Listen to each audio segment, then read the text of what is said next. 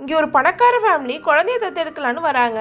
அப்போ அங்கே இருக்க டைரக்டர் சொல்கிறாரு, இங்கே ஒரு பொண்ணு இருக்கா, அவள் ரொம்ப நல்ல பொண்ணு, ஆனால் அவள் ரொம்ப பேசுவான்னு சொல்கிறாங்க. அதை கேட்டு அந்த அம்மாவுக்கு ரொம்ப சந்தோஷமாயிடுது.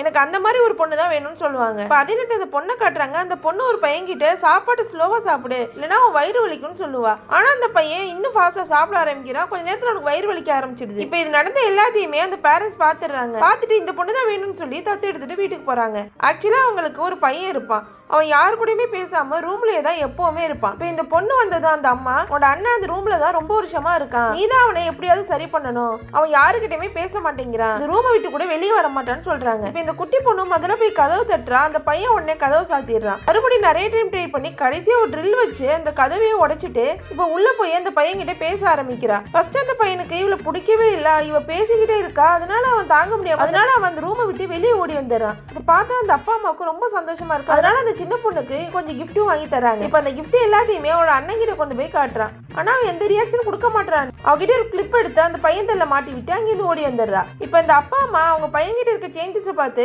உன்னை அன்னைக்கு ஷாப்பிங் கூட்டு போறேன், என் கூட வாமான்னு சொல்லி அந்த சின்ன பொண்ணை கூப்பிடுறாங்க. இப்ப அவங்க 3 பேர் ஷாப்பிங் கிளம்புறாங்க. அப்ப அந்த சின்ன பையன் மட்டும் மாடியில் நின்று அவளையே பார்த்துட்டு இருக்கா. உடனே அந்த சின்ன பொண்ணு ஷாப்பிங் வரலாமா, நான் அண்ணன் கூடவே இருக்குன்னு சொல்லிட்டு அந்த பையன் கூட விளையாட ஆரம்பிக்கிறா. இப்ப கொஞ்சம் கொஞ்சமா அந்த பையன் கிட்ட இந்த பொண்ணு பேசி அவங்க கூட ஒரு நல்ல ஃப்ரெண்டாவே ஆயிடுச்சு. இத்தனை வருஷமா பேசவே பேசாத பையன் இப்ப இந்த பொண்ணு கூட விளையாடுறத பார்த்து அந்த அப்பா அம்மாவுக்கு ரொம்ப சந்தோஷமா இருக்கு. அந்த சின்ன பொண்ணு இந்த குடும்பத்துல ஒரு ஆளாவே அவங்க ஏத்துக்க ஆரம்பிச்சிடுறாங்க. இந்த வீடியோட பாட்டு என்ன எஸ்ன்னு சொல்லி கமெண்ட் பண்ணுங்க, கண்டிப்பா போடுறேன். உங்களுக்கு இந்த வீடியோ பிடிச்சதை லைக் பண்ணுங்க. இந்த மாதிரி வீடியோஸ் பார்க்க மறக்காம நம்ம சேனலை சப்ஸ்கிரைப் பண்ணுங்க.